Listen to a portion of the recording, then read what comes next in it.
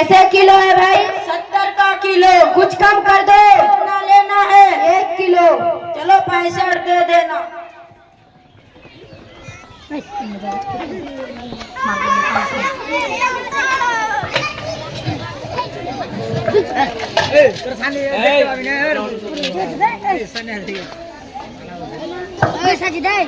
हमको उठेलिस ना में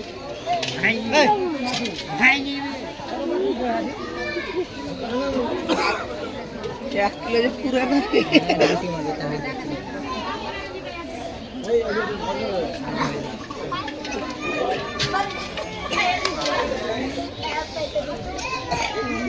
अरे भाई 1 किलो में सिर्फ 3 हिचड़ा, फिर से तोलो।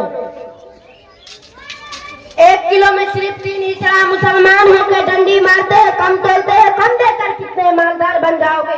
क्या तुम्हें खुदा का खौफ नहीं है? क्या नहीं जानते हो कि हजरत शुआइब अलैहिस्सलाम का कौम में तबाही का ये क्या भी था?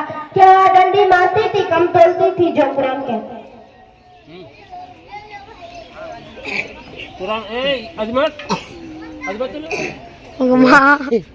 अस्सलामु अलैकुम रहमतुल्लाहि व बरकातुहू।